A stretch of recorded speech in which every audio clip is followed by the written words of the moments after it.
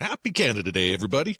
Welcome to Bragg and Boat Business, the local Bragg Creek small business podcast connecting entrepreneurs and locals and visitors. Proudly sponsored by Cowboy Trail Brewery. Cheers to the West. This week, we sit down with Bragg Creek Chamber member Jayden Paul of Electric Mountain. Electric Mountain provides unique three-season outdoor experiences with electric dirt bikes and snow biking in the winter months. Jayden is all in on this relatively new sport to the area, and I must say, it looks and sounds pretty cool. Enjoy.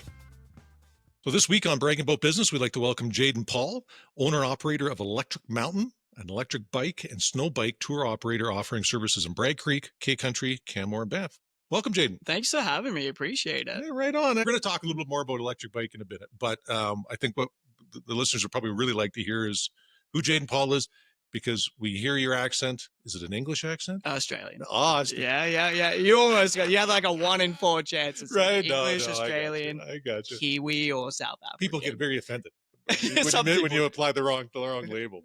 So how did you arrive in Alberta? Yeah, I got quite the story for sure. Sure. So I've almost been in Canada for coming up 8 years.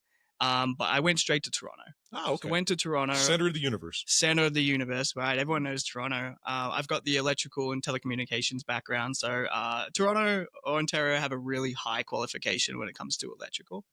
So I went there specifically to transfer my license. Oh, okay. Yeah, so I spent 8 years or 7 years in Toronto, worked my way up in the electrical union, and then just kind of packed my bags and came to Calgary last year. Nice. Yeah. Welcome to Alberta. Yeah, thank you. Fantastic. You're very soon to find out that not a lot of people are actually from Alberta. Yeah, no, I mean, I'm starting to, it's a tourist town. It's an absolute tourist town. Yeah, absolutely. Yeah. No, exactly. So going back to Australia, then where in Australia did you come from? Originally from Melbourne, the southeastern suburbs of Melbourne. Beautiful. Yeah. Beautiful. And have you made your way down there? I have not, No. but it's on the list. It's on the list. It's a big flight. I think that's what throws most people off, is. is how long it takes to get there. Yeah. No, that's good. That's good. So was biking, was that a passion for you your whole life? Yeah, funnily enough, like when growing up through my teens, I rode bikes. You know, nothing, no BMXing, no proper mountain biking, just on the streets with my friends. You get busy, you go to work, and well, life gets in the way. You find work, you make money, and then you see all these fun toys online, and you're like, oh wow, that looks cool. I need to get one of those. So I started with a Suron, a light BX. I got that in 2023. And then when I brought that over here, I found the proper locations to ride it. And then that's kind of like, oh, wow, this is fun. This is the area to do it in. This is the area to do it in. How can I share this with people? Yeah, good for you. That was the original thought. Nice. So you arrived in Alberta with the idea of starting Electric Mountain. The idea came like as I was out in the wild. Even when I moved here, I still intended to look for electrical jobs. Okay. And then, just out in the wild and said, hey, I've just moved my entire life over. If I want to start a business or if I want to do something crazy, let's do it now. Yeah, absolutely. Instead of starting another career again. Do what you love. Yeah, do what you love, do right? What you love. Yeah. No, absolutely. Yeah. That's great. Yeah. For sure. So is it just you that's operating Electric Mountain then? It is, yeah. Owner-operator. Yeah. So with electric bikes, it's a bit different because these aren't electric mountain bikes. These are like electric dirt bikes. These aren't pedal assisted at all. So there's no crank. You're not pedaling. It is an electric dirt bike. And then when it comes to pedal assisted e-bikes, the legal limit is 750 watts. Gotcha. These bikes are 8,000 watts. So, right. So they're almost 10 times more powerful, but it's a different class of bike. Sure. And so there's probably restricted regions where you can ride these things as well. Technically, you can only ride on like public land or private land. Like these bikes aren't meant for the street, though people do ride them on the street. So to me, I think one of the things that would be appealing about that is just the silence when you were going through the wilderness. And that's a new kind of element to off-roading because, imagine regular dirt bike and you're on a 2-stroke or 4-stroke, noisy engine the whole day. You can't hear people if you're trying to talk to them. And then now you have a new element of whisper quiet. Yeah. You can talk to people, no clutch, no gears. It is really easier to ride. It's a throttle and a brake. It's just throttle and a brake. Yeah. The throttle does take some getting used to, though. Is it? Yeah. Pretty sensitive? It's very sensitive because it's 0 to 100. It's not, you don't have to. Yeah. You're not pinning it. You're not pinning it. You're not changing gears. And that's what throws people off is the torque, instant torque. Yes. And I've had some big people on these bikes Is that right? and still throws them around. People are just so surprised by the torque. Right on. So what brand of bike are you using? Surons. Surons. Yeah, okay. so the Surons are the ones that I'm using, and funny enough, they're the least powerful of their class on the market now. Is that right? Yeah, they came a while ago. They were kind of the start in that class, and then people have come and made more powerful bikes. So they're still the least powerful. Yeah. But still a great entry bike. Absolutely. And for probably people that are new to this kind of a sport, it's enough. Oh, it's plenty. Yeah. I'm just, when you compare it to the other bikes, it's just, you look at them and you're like, that's way too much power. For such a light frame, the struggle is keeping the front end down. Even on my bikes, it's just keeping the front down. Wow. I got to try this. Yeah, absolutely. I got to try this. Absolutely.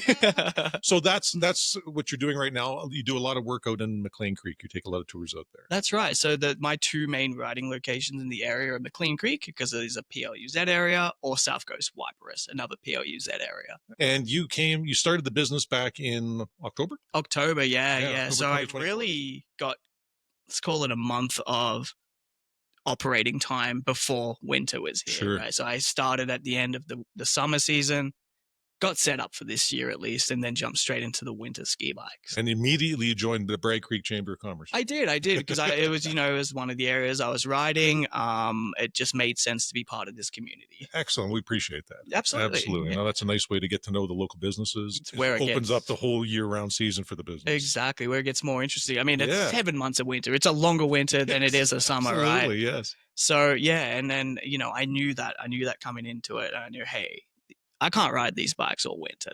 There's no chance. No.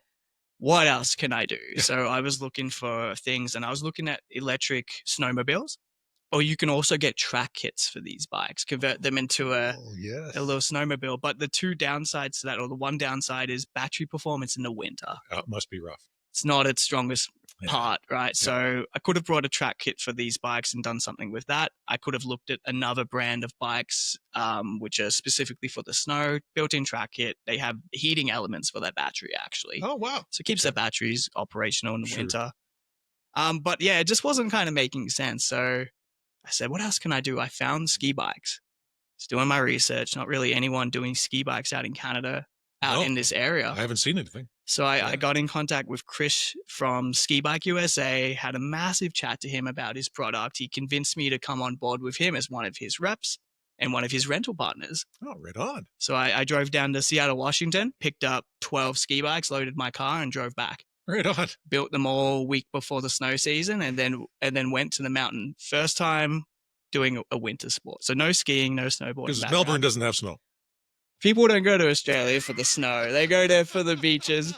Right. We do have, I don't know how many. There is a ski resort, let's call it 4 or 5 hours away from Melbourne. Okay. I think I went there once when I was under 10. All right. Saw a little bit of snow, but really got used to snow as soon as I came to Toronto. No doubt. Yeah.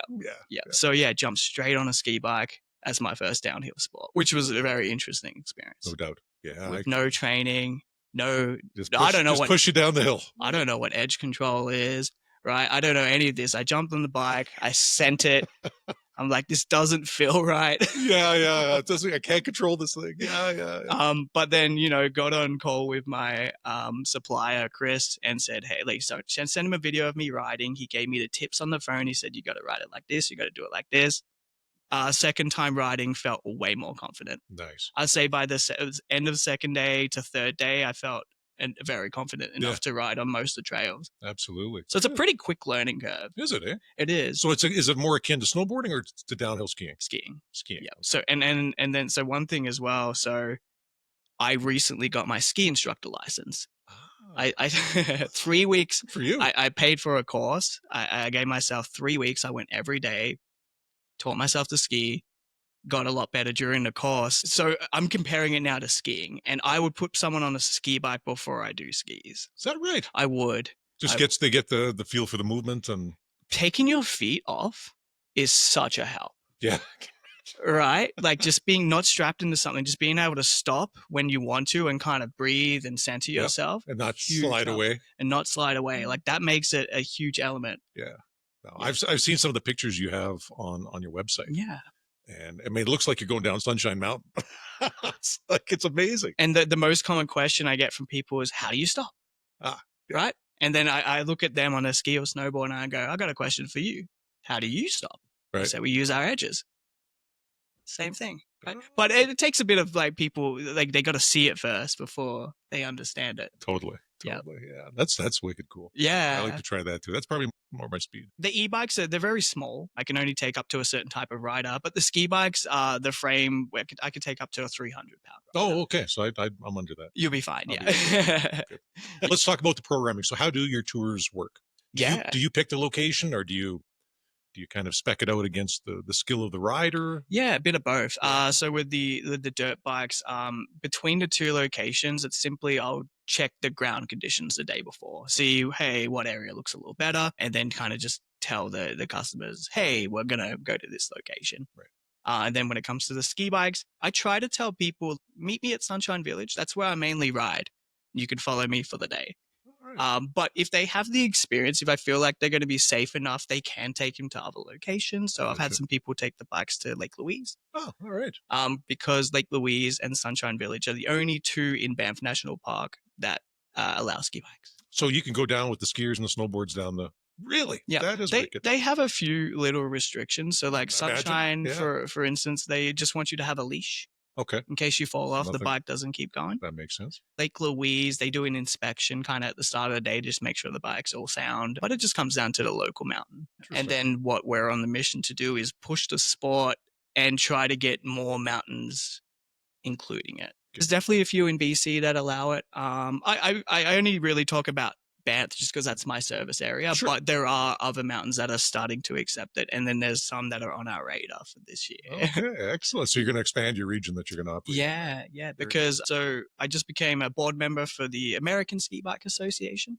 Nice. Yeah, and then we also, me and some partners out in Red Deer, we started the Canadian Ski Bike Association. So we're just trying to grow the sport. Yeah, this is new. It's new. Yeah. You don't see new sports like this very often. No.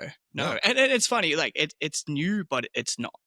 Right. It's new to the area. Right. Like the sport's been going strong. I think the American Ski Bike Association's been, at least 10 years, over 10 years. Oh, wow. So the states are really established in the sport. Like most of their main mountains have rental partners.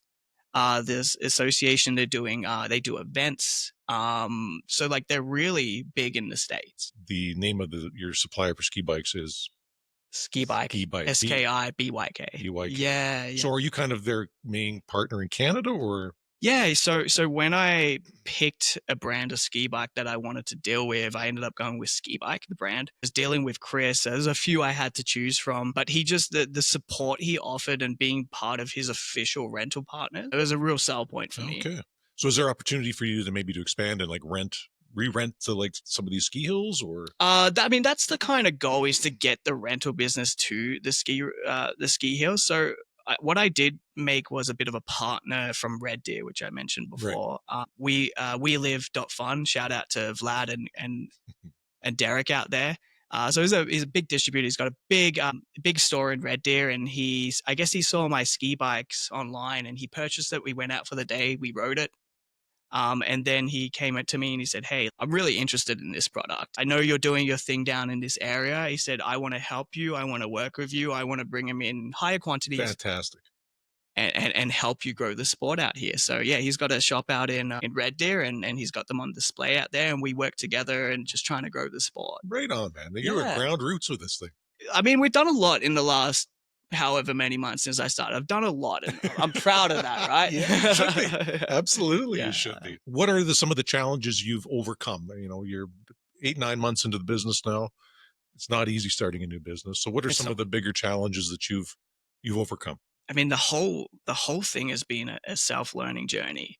So, I mean, biggest challenges, not having a shop front. So trying to find the audience online and target the audience online and do everything online has been the biggest challenge. And then the ski bikes are easier to advertise. Like the e-bikes, it's all online. And then the ski bikes, it's online. Plus, when I'm at the mountain, I do the advertising. Best advertising.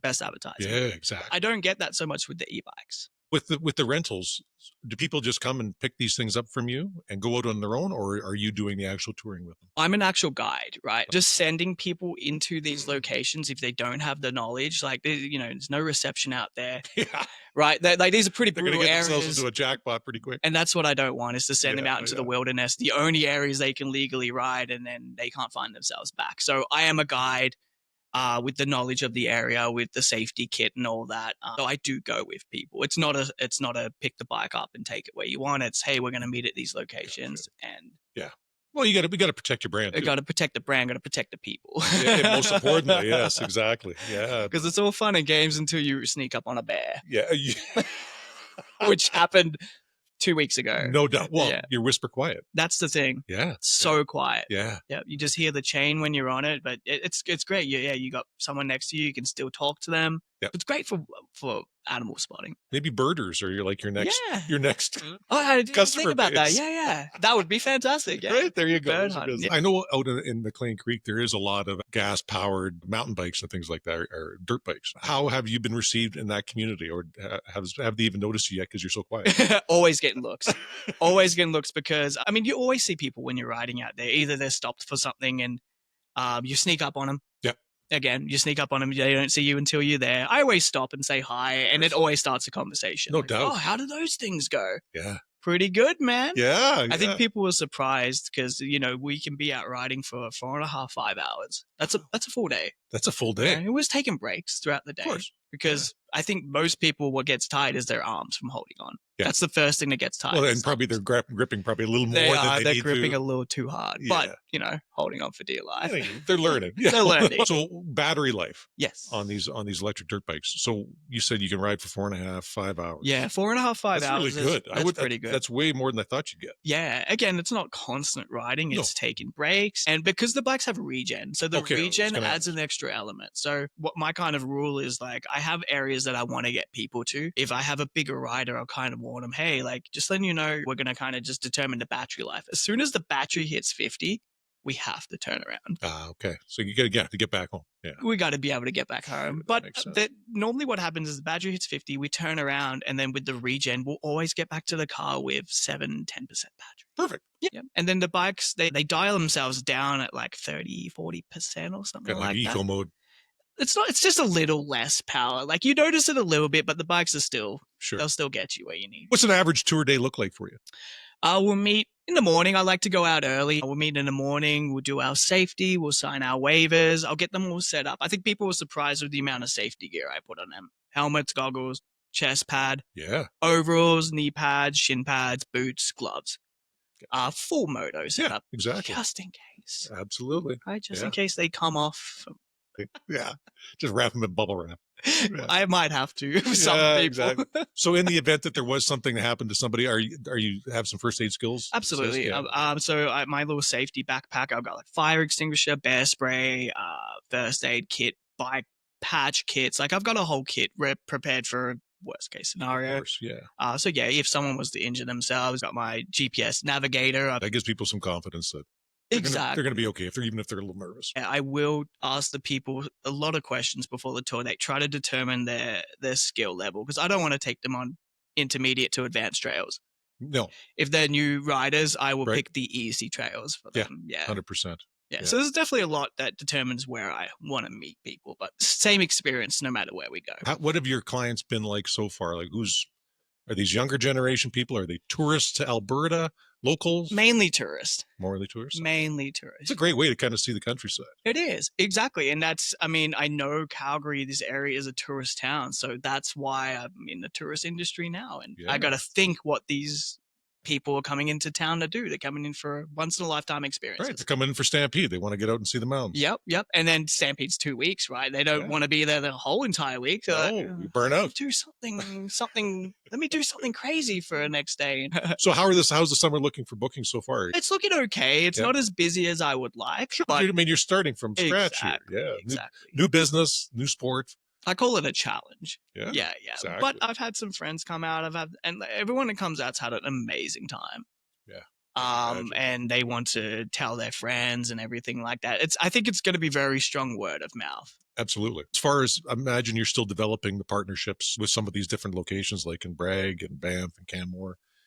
Yeah. I'm trying to grow more partners out in these areas. If it be teaming up with a shop, I think with more exposure and more growth, people will be like, "Oh yeah, cool. I've seen you. I've heard of you last year." And then no one's really looking that they know to do electric dirt biking or anything like that. So 100%. it's still, they're both still niche, but the ski bikes were getting a lot more traction. Yeah, I can imagine. Because, I mean, downhill skiing is not inexpensive by any stretch of the imagination. And you got to have that skill, and it costs a lot of money to get good at it or even get comfortable at it. It sounds like this is a much easier entrance into a winter sport. Now that I have the ski instructor license as well, I would put people on a ski bike first. Is that right? I really would. Yeah. Get their feet wet that way. Get their feet a little bit wet on that. Now I'm a huge advocate for adaptive riding now. Yeah. Okay, adaptive riding. Adaptive riding. Maybe talk a little bit about that. Yeah, absolutely. So the term adaptive riding or adaptive snow sports are people with injuries that are getting back onto the mountain, right? Not necessarily with skiing if they can, or snowboarding. It's the other devices that they're using, right? Like the sit down. Yeah, this is more of what I've seen when you're talking about ski biking is, people who maybe have lost the use of their legs, and they're sitting and they've got, they're driving a little bike. So I've had so many renters back onto the mountain. Their doctor said, "You're not going to ski. You're not going to snowboard again. You have prosthetic leg, bad hips, whatever." And getting back onto the mountain because of a device like this or similar to this. Yeah. I mean, what an improvement to their life. I mean, you're giving these people hope again. You're getting them back into activities. Yeah. And imagine being told you can't do something that you love because of an injury, right? So that's enormous. And so hoping the start of next season, we're going to be involved with Rocky Mountain Adaptive, fingers crossed. Excellent. Or CATS. And then kind of our goal was Rocky Mountain said, "Hey, go get your adaptive ski license from the States. And then we might be able to have you come and do some ski biking with us start of next season." Fantastic. Yeah, so that would be huge for the sport. That would be huge for exposure. Yeah, and for those people. It's such a nice feeling when I'm out on the hill with someone and I had to do that there, double knee reconstruction, biggest smile on his face. He's like, "I never thought I'd be able to do something like this again." So it's really rewarding. Absolutely. And like, I never knew I was going to get that from this. Right? Unforeseen. Yeah. Yeah. That's a pleasant surprise. But with the e-bikes, people getting onto electric dirt bikes because maybe they have things going on with their legs. When your brake is on your hands and your throttle's on your hands, you don't need your feet. Yeah. You just need to sit down, stay balanced. Yes. What's one thing about your business or the sport that maybe you'd like to clarify for people? I think people just need to get on it and experience and try it just to see how gas versus electric feels, because there's a huge difference. And then it's the ski bike. It's the people that are like, "Oh, that's dangerous." Yeah. It's just not knowing about the product. And I think it's the same when the snowboarders came around, right? No doubt. Yeah, exactly. Same thing. The snowboarders came to skiers, didn't want them around because they thought they were dangerous. It's the same with the ski bike. Yeah. So I think, and it's just getting the people on the bike, seeing their reaction and getting them to understand that, okay, cool, like this is not as dangerous as I thought. Right. Yeah, exactly. So where can listeners find you online? You can find me on my website, electric-mountain.ca. I mean, I've got all the social medias as well, Facebook, Instagram, TikTok. If you look up Electric Mountain, if you look up ski bike rentals or electric dirt bikes in Alberta, I should be number one. You should. Right up the top there, yeah. I've been working on my SEO. I'm right up there. Yeah. What is can somebody expect the cost to go on one of these tours and to rent for a day? Electric bikes, packages for single riders starting around 300. That's pretty good for like that's a full day. Yeah. 4.5 to 5 hours with me as well. So yeah, you're looking about that. And then with the ski bikes, anywhere from 110 to 130, 140. Cheaper than a lift ticket. Cheaper than a lift ticket, just. But with that price, you get the delivery, you get the tips and tricks. I'll ride with you for the day. Yeah. I'm going to throw some personal questions at you right Please. Now. All right. Do you believe in Bigfoot? It's very personal. You caught me off guard on that one. Do I believe in Bigfoot? I've watched a lot of documentaries on it. Do I? No, I don't think I do. Oh, okay. All right. Yeah. I mean, folklore and stuff. Of course, right? Yeah. I mean, you're riding a quiet bike out there. You could sneak up on one. Hey, if I sneak up on him, I will do another podcast. Well, please do. Yes, I'll exactly. change my answer for sure. Right on. So what did you want to be when you grew up?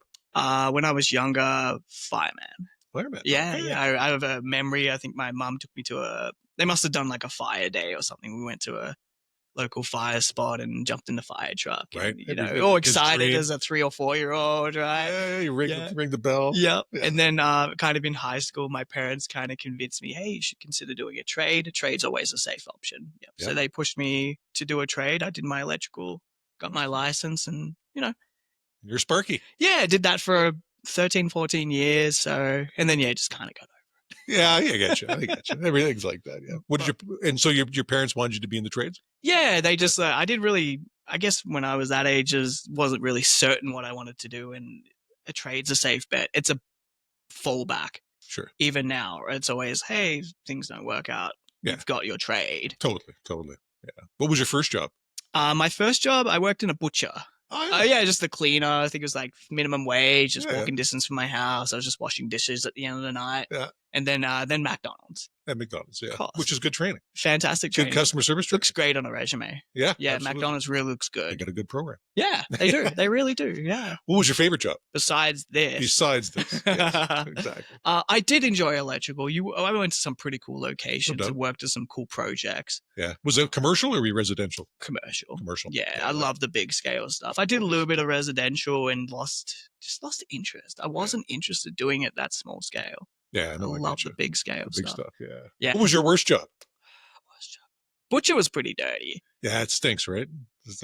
It wasn't too bad. I mean, everything was cleaned daily, but blood and guts. Yeah. Literally blood and guts. Yeah, Yeah. exactly. What was your favorite subject in school? I think I did like a systems engineering, which was kind of like engineering and science, and then even my woodworking Oh, okay. one. Yeah, because we our year 12 last year of school. We got to do some cool projects. And then for my systems engineering course, I took a dirt bike. Okay, there was the beginning right there. I took the back wheel off and put a go-kart axle on it. So I turned it into a trike. Cool. Yeah. Have you ever been fired? No. Yeah. I was fired. Oh, were you? Yeah, Okay, yeah. From the butcher. No way. So there was a newer butcher that came on. I was just a young guy. I was working for whoever's telling me what to do. New guy came on. He's a few weeks into the job. And then at the end of the shift, he's like, "Oh, you could take something if you want something." So I took something from the fridge. The boss found out, and ended up firing me. Yeah, I just said, "Oh, whatever his name was." He said I could take it. He goes, "Well, he's not the boss." Right. And Well, then fire him. understand. Like, I understand. I was young, and he said I could do it, so I did it. But whatever. Whatever, exactly. Yeah. Is there anything you want to promote before as we wrap things up here? Yeah, I mean, just ski biking in general. Like, I'm really going to be pushing the sport this year. I'm really going to be getting I want to get people back onto the mountain. Yeah. I want to be part of the adaptive clubs. This season for the ski bikes is going to be big for myself. For We Live out in Red Deer.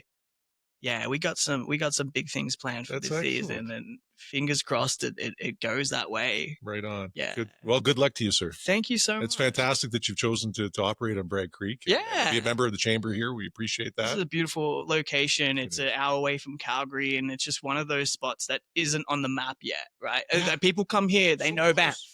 They know Canmore. Right. And I think the last few weeks now, Kananaskis is, I've heard of Kananaskis. Right. It's all over the globe now in the news. Yeah. Yeah. And then Bragg Creek, it's in there. It's just, I mean, it's a great little community to bring people to. You're out in the mountain, you want to come back, have dinner, have a beer after the ride. I mean, there's lots of different businesses here that can support that stuff too. So Bragg's got a lot of great services that can help support businesses like yours as well. Mm-hmm. So thanks very much, Jayden. We Thanks appreciate you coming on the podcast. And again, welcome to Bragg Creek, and we wish you the best for the next season. Appreciate you. Thank you so much. All right. Hell yeah.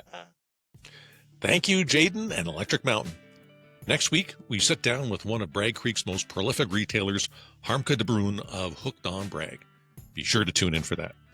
And don't forget, Bragg Creek Days is coming up in a few weeks, July 19th and 20th, featuring the 56th annual Bragg Creek Parade. Set aside some time to come down and check that out on the Saturday morning. Have a good week.